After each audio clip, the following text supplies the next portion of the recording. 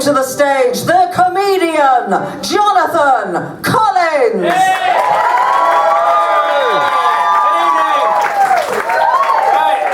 I'd like to start off this evening with a routine I like to call ways that heterosexual men start conversations with me. Hi. Can I buy you a drink? Oh, I'm sorry, I thought you were a woman. Oi, puff. You're wearing a dress, which is a nice thing to point out. Because sometimes I'm just not aware, you know, I'll get up, get ready for work, and leave the house. There's something bugging me, I can't quite work out what it is. But then just some guy yells across the street, "Oi mate, you're wearing a dress." And I'm like, am I? Oh shit. Oh god, I'm always doing that. Well, thank you so much for pointing it out, mate. Could have really embarrassed myself then. So hang on, are you a man? So you're definitely a man, right? Would I be correct in assuming that whilst dressed in clothes typically associated with the female gender, you are actually both biologically and psychologically of the male persuasion? You've got longer hair than my girlfriend. You wear more makeup than my girlfriend. You've got a longer penis than my girlfriend. I'm not gay, but... Wow, you're ugly for a woman. Which implies I'm quite beautiful as a man, really, doesn't it? So, wow, you're quite ugly for a woman. It's almost a backhanded insult, really, isn't it? I genuinely had this one guy once say to me, he said, "Wow, mate, if you were a woman, I would not fuck you." And all I could think of saying was, well, good thing I'm not a woman then, so my place. What the fuck are you wearing? Who are you and what are you doing with my kids? And seriously, if you don't get out of my house, I'm calling the police. Thank you. This next part is called Ways That Heterosexual Women Start Conversations With Me. Wow, what bet did you lose? So cool that you let your girlfriend dress you up like that, is it? Oh, well, if anything is, I don't actually have a girlfriend. You know, I'm not a fucking Barbie, I can dress myself. Wow, I've always wanted a gay best friend. Oh, have you? Well, I'd be happy to oblige, but there's just two minor problems with that. One, I'm not actually gay, and two, I don't really think I want to be your friend. You seem like quite a presumptuous bitch. I don't wear these anymore, do you want them? Fuck you for having nicer legs than me. Fuck you for having a better figure than me. Fuck you for having nicer hair than me.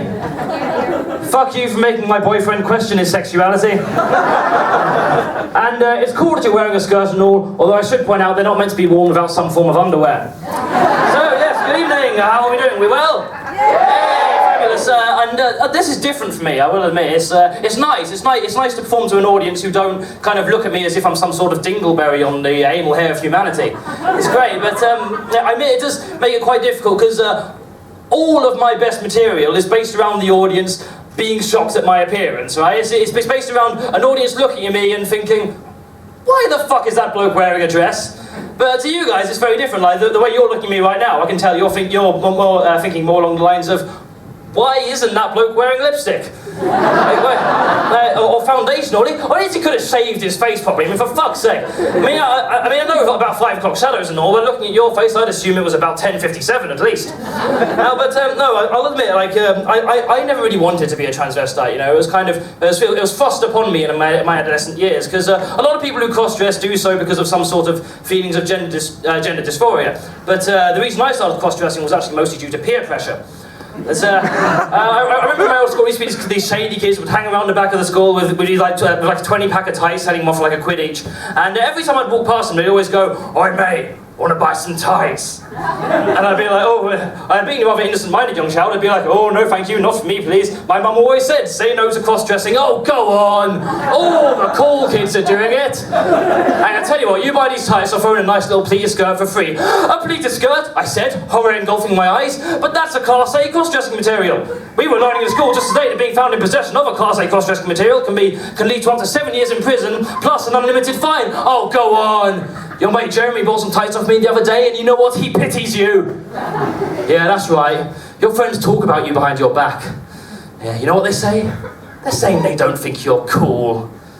They're saying they think you're a coward." "You're not a coward, are you?" "No? Prove it. Now quit being such a girl and put on this skirt." So yeah, that's how I became a transvestite. And for any transvestite, thank you one person. Now, for any transvestites, you're aware that when you dress like this frequently in public, you need to kind of learn how to look after yourself, learn how to stay away from danger. And I'm not entirely convinced I've gone the right way about doing this, because basically what happens, if I'm walking home alone at night, for example, and this person who seems intimidating, like kind of approaches me, what I'll tend to do is I'll kind of amplify my masculinity in order to try and attempt to intimidate this perceived threat. Like, I'll give you an example. Say I'm just in a pub dressed like this, drinking on my own, which I do far more often than I'm proud of, really. And then the skinhead geezer will walk in through the door and just give me this look, which quite clearly says, I don't agree with your life choices. As soon as I order a drink, I'm going to confront you about this, but before you can confront me, I'm in there, bam, I down about a third of my pint of mixed fruit Copperberg, and then stop because I feel bloated, and then go up to him and go, what the fuck are you looking at, mate? What the fuck are you looking at? You want to go, do you? You want to take this outside? You, me, outside? Oh, well, fucking have you, mate. And he's like, yeah, I will take this outside.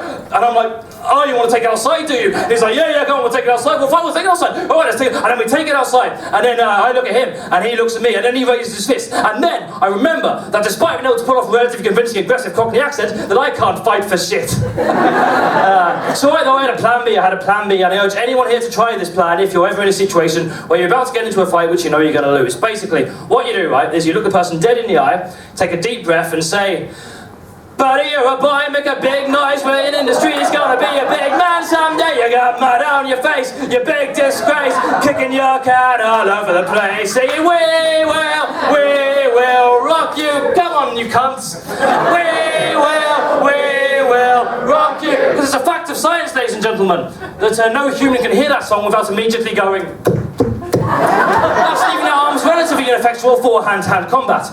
They need to punch them in the face and make you escape. Try it, it does work. It's worked 100% of the 0 times I've tried it. So, can't argue with those odds. In addition to being a transvestite, I'm also bisexual, and a lot of LGBT comedians will have some kind of hilarious story about them coming out to their parents, right? I don't, and that's because I never came out to my parents, right? They do know I'm bisexual, but we never really had that kind of one-on-one, hey, guess what, I like cock kind of conversation. But, I admit I've been like quite lucky to have such a supportive household. I'm aware that many people in this room right now would have come out to their parents at some point. But to me, just the whole idea of non-straight people coming out to their parents is just massively weird to me, because like when I picture a gay person coming out to their parents, I picture a scene that goes something like, Mum, Dad, there's something important I need to tell you. It's not going to be easy for me, but I'm just going to come out and say it. Rather than putting my penis into women's vaginas for sexual pleasure, I prefer to put it into other men's bottoms. Or for them to put their penis in my bottom, I'm flexible. But just thought that you should know that your son, that's the only way that I can achieve orgasm, is by having lots of hot kinky bum sex with other men. At which point the parents probably go something along the lines of, oh right, yes I see, well thank you for telling us, but we are actually eating at the moment. And if I had kids, I wouldn't want to know all this shit to do with their sexuality. I mean, don't get me wrong, I'd make it absolutely clear to them that I don't mind who or what they do with their penis and or vagina, as long as everyone involved is consensual and it's not so loud that it's drowning out the Antiques Roadshow. But it just seems weird to me that if you're anything other than heterosexual, you're expected to tell your parents essentially how it is you like to have sex. Like, does no one else find that weird? I mean, you don't get that with any other kinks or fetishes, do you? You never get someone going up to their parents going, Mum, Dad, there's something I need to tell you. I'm massively into water sports. And I'm not talking about Tom Daly diving. Oh, no. I'm talking about Tom Daly getting his cock out and pissing in my mouth. If I had a son, right, and he told me he was gay, I genuinely would not know what to do with that information. I'd be like, what, you're gay? Okay, why are you telling me? I mean, I'm not going to fuck you. What do you want me to do about it? I'm going to finish up in a sec, but first of all, I just want to talk about something. Thank you so much for coming along, by the way, and for the organisers for putting me on, because I've often wondered that I've often felt that I'm not quite gay enough to be part of this community. Like, I am bisexual. Like, I've had sex with men and thank you. I've had sex with men and I've enjoyed it, but I'm far more attracted to women than I am men, right? And I'm fucking pissed off about it. Right? I wish I was more gay than I was, because I cannot pull women to save my life, but I am a fucking pro at pulling men. Right? Not gay men, funnily enough, not even bisexual men, but bi-curious men. I am a bi-curious man's dream, a man who dresses up as a woman so that if their friends see him in public with me, they won't think that he's gay. It's really fucked up, and don't get me wrong, I love bi-curious men, but it's just, you can always spot a bi-curious man, right? Because they have this catchphrase, which is, I'm not gay. And you're just like, okay, all I said was hi. I had made no assumption about your sexual preferences up until this point. And again, it's not their fault they're so uptight about their sexuality. They've obviously been raised in such a heteronormative household, and a lot of their friends are probably homophobic, but it does get quite irritating how it doesn't matter how far you go with a bi-curious man, that they will always feel need to constantly reaffirm their heterosexuality. I'm not gay or anything, I don't want you to think I'm gay or anything. No, I'm not gay or anything, not saying anything wrong with being gay, of course, that's absolutely fine. If you want to be gay, but just personally, I've never been inclined towards that lifestyle. I'm not gay in the slightest. I'm 100% attracted to women. I'm 100% heterosexual. I am not gay in the slightest. And I'm just like, mate, I am currently drooling over your cock. Your balls are pressed up against my chin. Do you really think I'd give a shit? What do you think the worst thing is going to happen is if I were to find out that you were actually a little bit gay? Do you think I'd just go, what? You're gay? Oh God, that's disgusting. Oh, that's not natural, that. Oh, for fuck's sake. Hey, the Bible says Adam and Eve, not Adam and Steve. Oh God, fire. Can't believe I just had a gay man's cock in my mouth. But, because there's nothing inherently gay about sucking another man's dick, is there, sir? No, it's not. There's absolutely nothing inherently gay about sucking. It's only gay, right, if you spit. I'm the last person who wants to be promoting any sort of sexual stereotypes, but there's nothing more gay than spitting out another man's semen because you don't like the taste. Yeah, I don't like it. It tastes weird. It feels funny. So, what are you, gay? You swallow that semen like a man. Look at your brother. He's finished his semen. He's licked his plate clean of semen. You don't hear him complaining, do you? Why can't you be more like him? Right, that's it. No dessert till you finish your semen. I'll be honest, I've got no idea where I'm going with that bit. But I quite enjoy it. Alright, thank you very much for listening to me and being such a supportive audience. I've always said that performing stand-up comedy, or indeed any form of solo performance, is a lot like receiving anal sex. In the sense that not everyone can do it, but it's so much more satisfying with a supportive audience. So thank you very much for joining us. Good night.